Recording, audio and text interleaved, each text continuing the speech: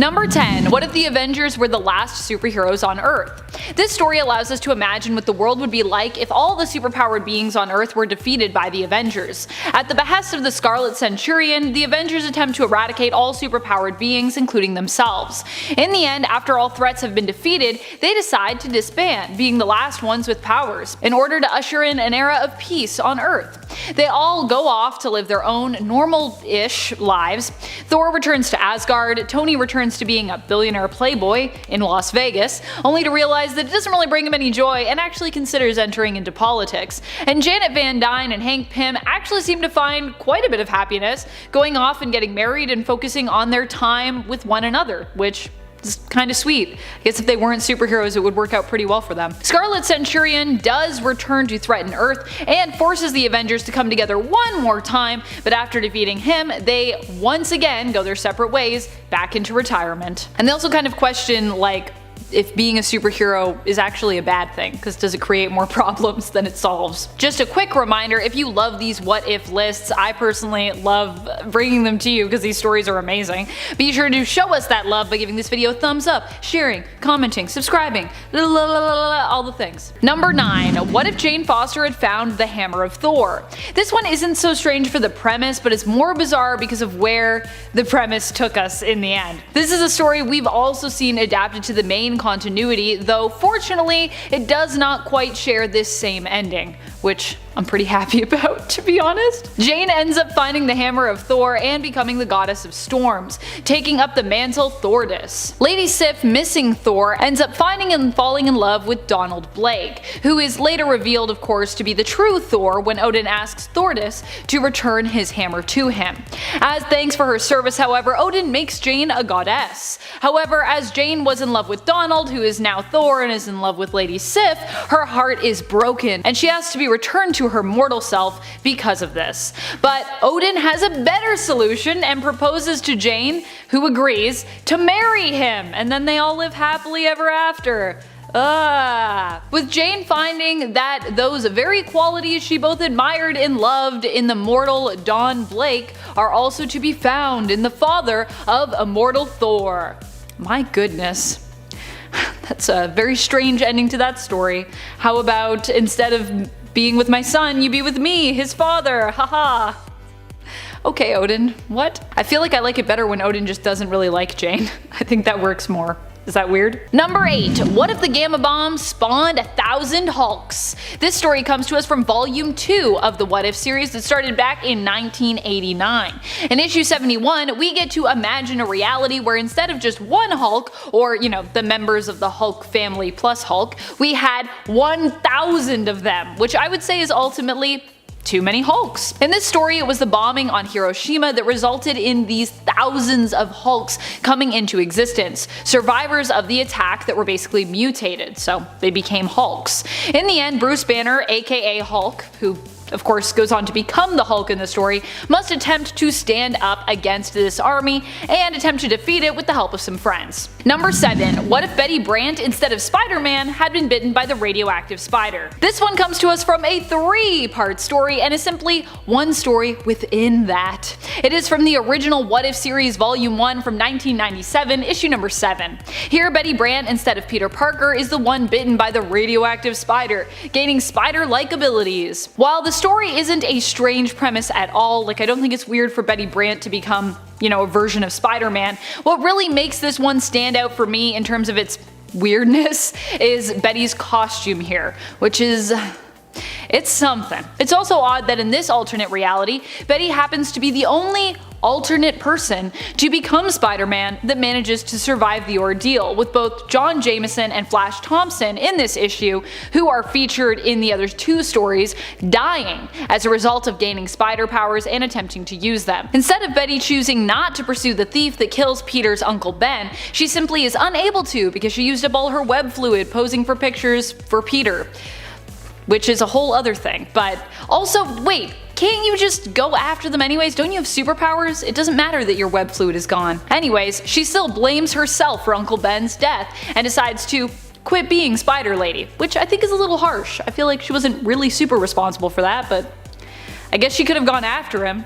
I don't know why she didn't do that. Be like, use your super strength, climb on walls, do any of the other things you can do. Number 6. What if Submariner never regained his memories? This story allows us to glimpse into an alternate reality where Namor never met the Human Torch and never ended up regaining his memories and returning to Atlantis, learning that he was the true ruler of the underwater kingdom. Instead, the Submariner remains unaware of his true heritage and ends up joining a ship's crew, finding himself inexplicably drawn to the sea. I wonder why. The captain of the ship, Namor's friend McCandless, ends up being mutineered against and goes overboard while injured when he believes they found the lost entrance to the center of the earth. Namor, or Mr. Smith as he's known, follows after him and ends up being retrieved from the ice-cold water by Inuits later on. They end up worshipping Namor as the Lord of the Frozen Sea, along with frozen Captain America, who they worship as the Lord of the Frozen Ice. And Namor's like, I guess this is my life now, and I'm pretty good with it. So I guess it all worked out in the end, and now he just gets to be the Lord of the Sea really far up north where it's cold.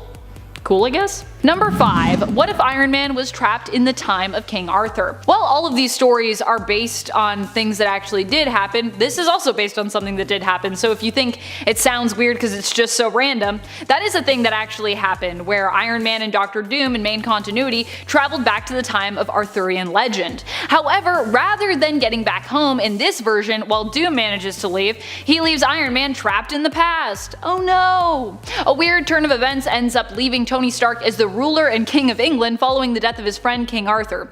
Tony actually proves to be a great king and lives out his days there in the past just as an accomplished and celebrated ruler. I actually wonder what effect that would have had on the present, because I feel like everything would be very different if Tony Stark were the king of England. This all goes down in issue 33 of the 1997 What If series, so you can check that out if you want. Number 4. What if Aunt May instead of her nephew Peter had been bitten by that radioactive spider?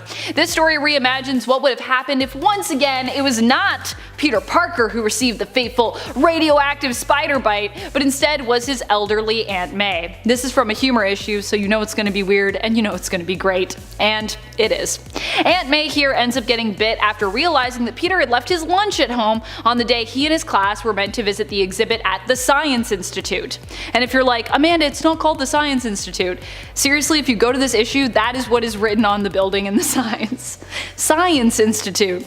Of what? We don't know. She successfully delivers the forgotten lunch to Peter, cottage cheese and mashed string beans, but ends up feeling unwell on her way home and finds that she has developed superpowers. She makes her own costume, becoming Spider-Man, and ends up facing off in this story with the ridiculous villain Leapfrog. Because that's just how it goes. Number 3. What if the Fantastic Four had different superpowers? One of them is just being a giant brain. It's true. Actually, overall, these powers feel very Doom Patrol meets X-Men in my opinion. In this alternate story, when subjected to cosmic radiation, the FF get completely different powers than what each member has in main continuity. Johnny becomes a robot, Ben gets dragon-like wings, Reed is just a disembodied brain, admittedly not a very great power, and Sue ends up with the least original powers, getting Reed's old powers instead. The ability to stretch her body like Taffy or Silly Putty. Really, I feel like Sue always gets sort of like the worst part of these stories whenever she's in a what if. Hers are always so like quick or just so kinda lame. And I'm like, dang, why doesn't Invisible Woman get some cool stuff? I think she was still Invisible Girl at this time though, maybe that's why. Number 2. What if the Fantastic Four all had the stretching powers of Mr. Fantastic? Oh boy, I love this issue because we get 4 stories where we get to imagine what it would be like if multiple members of the FF shared basically the same powers. And in the one where they all get stretching powers, they just never end up becoming the Fantastic Four because their collective power is just considered, well, kinda lame. Sue in fact insists that they never let anyone know of their powers because she feels like, and I quote, a freak. Both Sue and Ben feel as though the stretching powers are ridiculous, monstrous, ugly, and dumb, while Reed and Johnny actually think they're pretty neat and even could be useful. Still, Sue and Ben's way of thinking wins out, so the Fantastic Four never become a superhero team. The end. Number 1. What if Thanos had changed Galactus into a human being? I really love this What If story personally. It comes to us from, once again, one of the humor issues of What If, so you know it's gonna be a riot. In this story, Thanos turns Galactus into a human being in order to defeat him, and Galactus ends up on Earth with no memory of who he was or is. He does, however, happen to look a lot like Elvis Presley, and even sings and plays like him too. He meets a woman named Gertrude who introduces him to the works of Presley, and Galactus is basically convinced that he must indeed be like an amnesiac version of Elvis Presley, returned from the dead. He goes on to have a successful music career, and when his memories are later restored by Adam Warlock, who also offers to return his power to him, he actually decides instead to stay on Earth and live out his life here as Elvis with Gertrude and her son Toby. Which, I mean, fair enough, that sounds like a pretty good life. Leapfrog. This spring-loaded villain appears in the What If that has Aunt May gaining Spider-Man's powers instead of Peter Parker. And before you jump down my throat, Leapfrog does appear in other comics first, I know this, actually first showing up in Daredevil number 25, but this iteration of the character is clearly meant to be more slapstick and ridiculous than he normally is, which is saying a lot, considering this must be one of the silliest villains in Marvel. But case in point, his first appearance in this What If issue shows him crashing through a brick wall and just swearing at everybody, screaming expletives as he bounces past a group of civilians and a news reporter. He ends up in a battle with Aunt May's Spider-Woman and gets thwarted by nothing other than a stretchy mass of dough that Aunt May uses to lasso him into a tree. He's just clearly such a dumb villain and appears for what I could only imagine was comedic value to the already hysterical What If issue. Number 9. Ghost Grandpa. While technically Ghost Riders are supposed to be heroes, this one doesn't seem to be too nice in terms of the brief glimpse that we see of him. And it's because of that I decided to include him as a kind of like a low-key villain. Ghost Grandpa makes his appearance in the 1977 What If series in issue number 34, where we ask the question, what if Ghost Rider had possessed someone else? Instead of Johnny Blaze, of course. The answer allows us to take a look at a few different candidates, including Ghost Skater and Ghost Baby, but while both talk about punishing evildoers and getting vengeance, Ghost Grandpa only seems to be interested in getting revenge on his nurse for delaying his glass of warm milk. Number 8 is Wolverine, Lord of Vampires. This villain is bizarre because it's the embodiment of a character we've all known forever, but who doesn't really exhibit any of his typical traits. In What If number 24, Wolverine takes on the Lord of Vampires, who tries to bite him to turn Wolverine into a vampire himself. And since Wolverine was too badass to simply be turned into a vampire, he decides it's only in his character to kill the guy. And he does, but what happens when you kill the Lord of Vampires is that you take on the title yourself. And this is when Wolverine starts to change into a very strange version of himself. Right away, Wolverine starts turning his former friends into vampires, with his demeanor totally shifting as he uses like mind control powers on them, which is just pretty strange on its own. Honestly, this is what it is. It's just weird seeing Wolverine without any level of humanity in him anymore. Something about this transformation doesn't seem right and gives me some very conflicting feelings towards the whole thing. Although I gotta say, he does turn out to be pretty powerful Lord of Vampires. He even takes out Doctor Strange in a harrowing battle, which says a lot for Wolverine on its own. This suggests that his power level is pretty heavily increased after getting the title of Lord of Vampires. Doesn't change the pop collar and bat-eared hairdo though. This is a list about weird villains, not powerful ones. Although he might end up on both, he still ranks on this one for sure. I mean, just look at him. Number 7. Maggie Neto. Maggie Neto appears in a humor issue of What If. She's the one who terrorizes poor old styrofoam skeleton Wolverine. She's technically supposed to be the female child version of Magneto, who is known in the comics for ripping the adamantium out of Wolverine over the course of a few horrifying panels of comics. Maggie Neto, on the other hand, doesn't need any powers to hurt her version of Wolverine, who is much more cowardly in comparison to his main continuity counterpart. Which, I mean, makes sense considering he literally has a styrofoam skeleton. I mean, I would be afraid of Maggie Neto too, if I had a styrofoam skeleton. Also, just in general, she seems like a mean little girl. Danger. This villain is definitely a weird one. It's basically just the humanoid form of the Danger Room, a highly sophisticated computer interface that the X-Men used to train. But in 2009's astonishing X-Men number 9, the Danger Room comes to life and takes on a humanoid form that calls itself Danger. Although I know this isn't a what if issue, in 2010's What If Astonishing X-Men #1, Danger gets a more focused storyline and it's even weirder than you might expect. Basically, Ultron somehow catches wind that Danger has come to life and falls in love with her.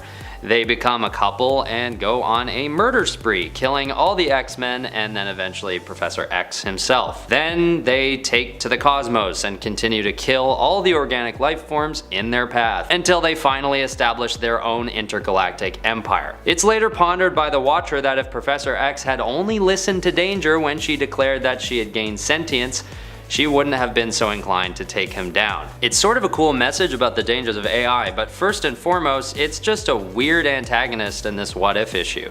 The Danger Room gets married to Ultron. It doesn't get much weirder than that, I don't think. Number 5. Thanos. Another one of my favorites has to come from the What If Disney Plus streaming show, where we actually got to see what Thanos would be like if he were on the side of good. So technically here, I guess he's a hero, but of course in the main continuity we know him better as a villain, both in the comics and the MCU, so yeah.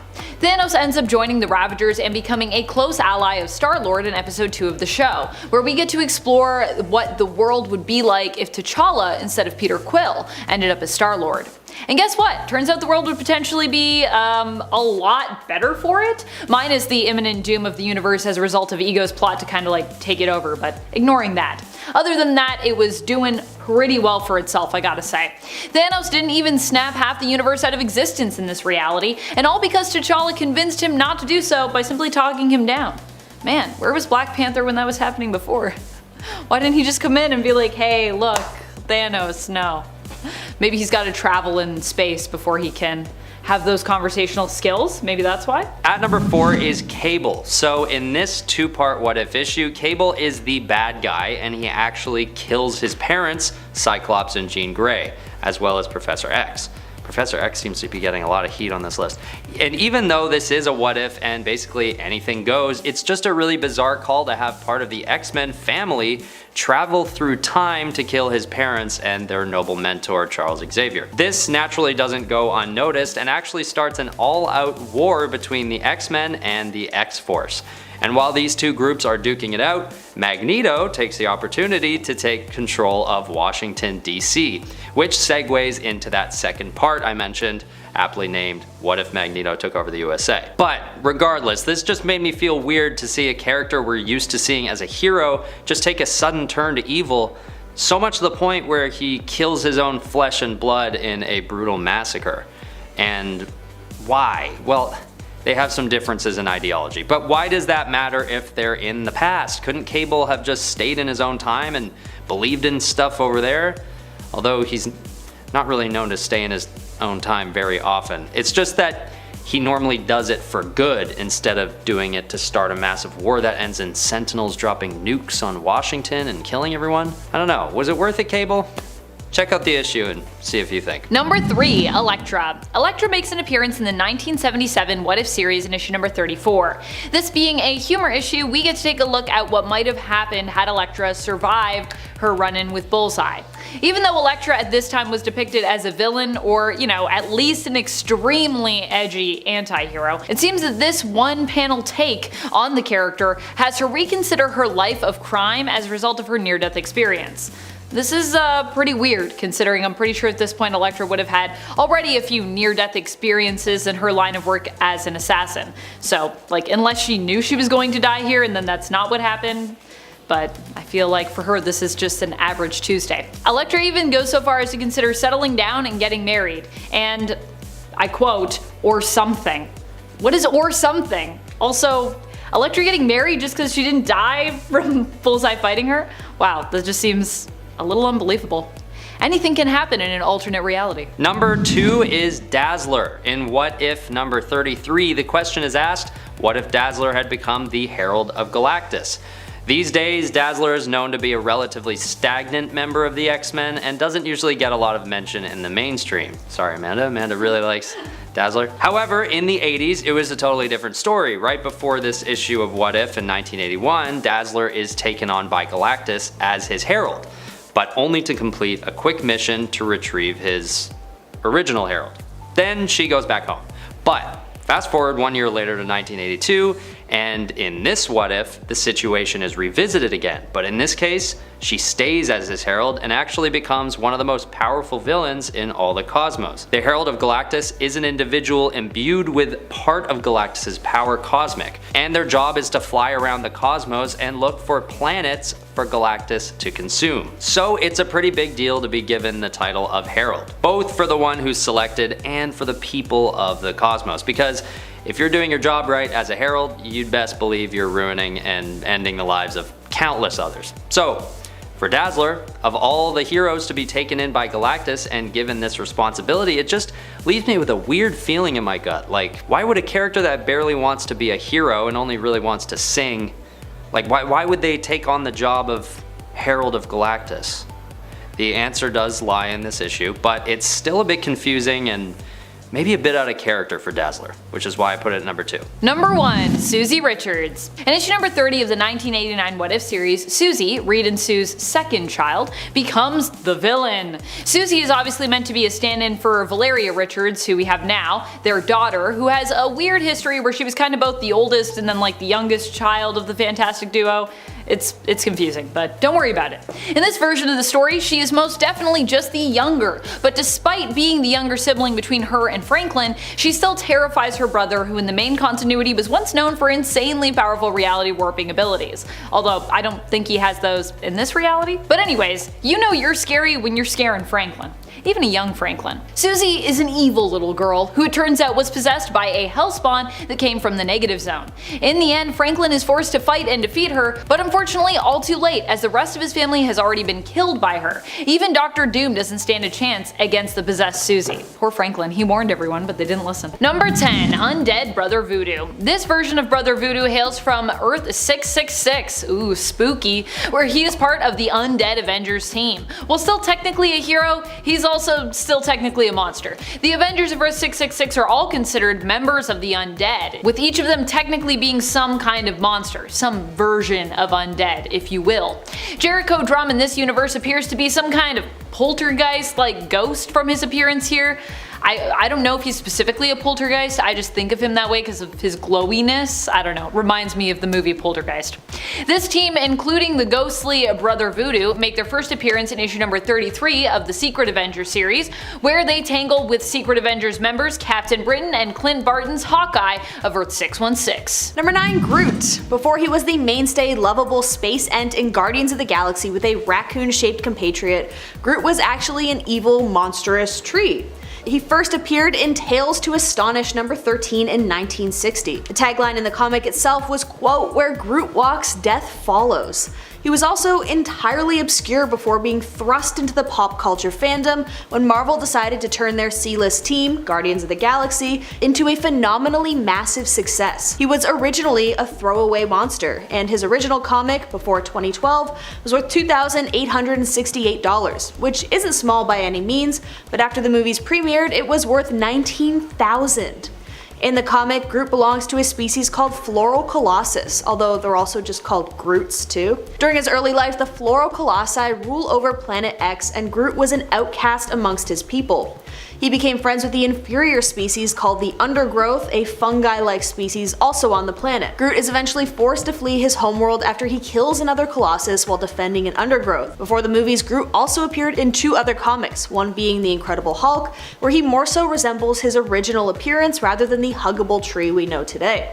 The Hulk comic released in 1976, and then lastly he was in Annihilation Conquest number 6 in 2008. It was the first appearance of Groot as his modern rendition, smaller, skinnier, a bit more approachable than the Godzilla-style tree we knew before. He also joined the Guardians of the Galaxy lineup in this comic alongside Star-Lord, Drax the Destroyer, and Rocket Raccoon. Number 8. Ultimate Hulk. Let's be real, when I think of multiversal monster versions of the Hulk, I often think of Ultimate Hulk of Earth 1610, aka the Ultimate Universe. Here Hulk was less a hero and more just, kind of a brute. In fact, at one point, the Ultimates, who are basically this Earth's version of the Avengers, even had to fight against, not with the Hulk. The Hulk would eventually go on to join the Ultimates team, I'll give him that, but let's not forget that he's a cannibalistic beast who also makes some of the most violent threats when he's angry. Even Bruce Banner wasn't as altruistic in this universe, initially hoping to create the next super soldier serum so that he might be able to increase his own strength and power. However, instead he created a Hulk serum, which turned him into the Hulk because he was all about testing that serum on himself. It's even implied that during his first transformation that he may have actually caused the death of Mary and Richard Parker, the parents of Spider-Man. Peter Parker, so yeah. Number 7. Marvel Zombies. It's an entire pantheon of characters, from Spider-Man to Hulk to Captain America, but all zombified. The zombie versions of beloved heroes were first introduced in the pages of Ultimate Fantastic Four and became instant hits. In typical Marvel marketing genius, Marvel spun the zombies into their own book written by none other than Robert Kirkman. Robert Kirkman is the same bearded guy behind a television show you might know called The Walking Dead. The comics ran from December 2005 to April 2006. It starts in an alternate Earth called Earth 2149, where an unknown hero crash lands from another dimension. He comes with a quote, hunger, which infects the Avengers, the X-Men, and the Fantastic Four, along with basically every other major superhero you can think of. It's intense, and the adventures of the zombie heroes usually have more mayhem than most mainstream comics do in their entire run. It's all about damage and impact, and oh boy does Kirkman deliver on that. Peter Parker eats Aunt May. I'm serious, look it up. After an episode of the Disney Plus series called What If Zombies, there were talks of Disney also creating a spin-off series based on and named after the Marvel Zombies, so keep an eye out. Number 6. The Yeti. This Yeti is relegated to another universe because of the series it appears in, which was intended to be, good for young readers and children, and which was said to exist outside of the main continuity. This Yeti we are talking about here appears in Spidey Super Stories in issue 16. Oh boy. In this team-up book, we see Spider-Man go on adventures that are more kid-friendly when it comes to reading, ideally therefore serving the purpose of helping kids learn how to read, which is important. The Yeti hails from Earth of 57780, and while he might seem like a monster by the end of the story, Spider-Man, also of Earth 57780, seems to have ascertained that the Yeti really is not a bad guy, but is just homesick. He's just stealing a lot of ice cream. So he attempts to help the Yeti by getting him safely home so he can be cold again. Yay. Number 5. Morbius, the living vampire. It's Morbius' world and we're just living in it. He first appeared in Amazing Spider-Man number 101 in 1971. The story goes, in a desperate attempt to save his own life as he suffers from a rare blood disease, Dr. Mike Morbius turns to a cure that uses vampire bat DNA because of course he does.